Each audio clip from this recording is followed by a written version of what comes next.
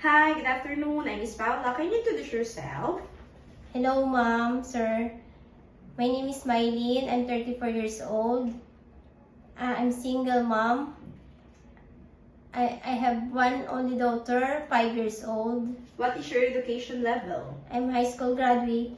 How many hours from living place to Manila? 1 to 2 hours, ma'am. Do you have friends, relative who is also working in Hong Kong? I don't have, ma'am. Your living place will always have typhoon? Yes. How long do you want to stay and work in Hong Kong?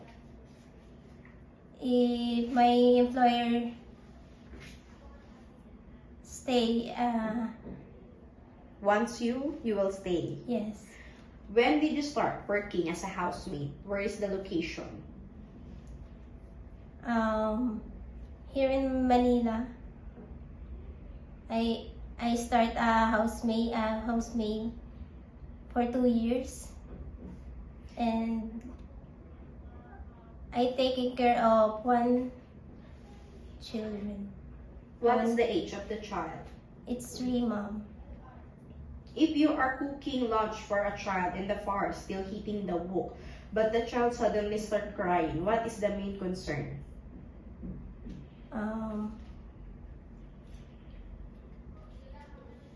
First, mom, I said that I said that You will turn off the fire. oh yes, I turn off the fire and I get the baby. Okay, if the baby is high fever and you try calling the employer but no answer, what is the next step you should handle?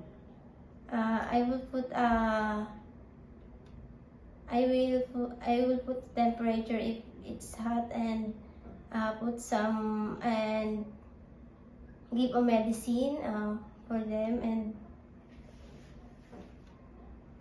That's all. yes. Taking care of a newborn, it's round-the-clock attention, and waking up the nighttime feeding is essential. Do you think, is it okay with you? Yes, mom. Burping an infant after the milk feeding is also essential to help them release the air and feel comfortable. Can you show in front of the camera how would you burp the baby? Yes, mom. I wash my hands first and put alcohol. Then I get the baby and hold slowly, gently, and I put it on my shoulder and tap gently here on back, and then after that the baby's birth, and I put the baby like this, and I wipe the milk on her mouth. Okay. Do you have pet experience? Yes, mom. So you're not afraid of dogs and cats or any kind of animals? I'm not, mom. So what are your main duties in your current and your previous job?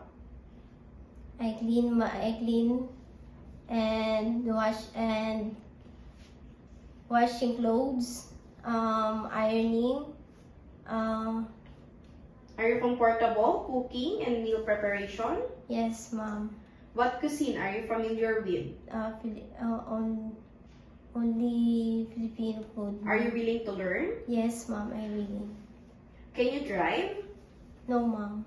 Would you mind sharing a room with the children or a baby or elderly? Yes, mom. Are you willing to work on weekends or holiday or just sometimes only? Yes, mom. If the rest day is not on Sunday, are you agreed on fixed holiday agreements? Yes, mom. Do you eat pork?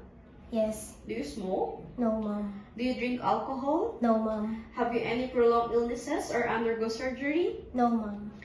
Any message would you like to tell to your future employer? Hello, mom, sir. To my future employer, please choose me as your helper. I'm trustworthy, kind, and hardworking. And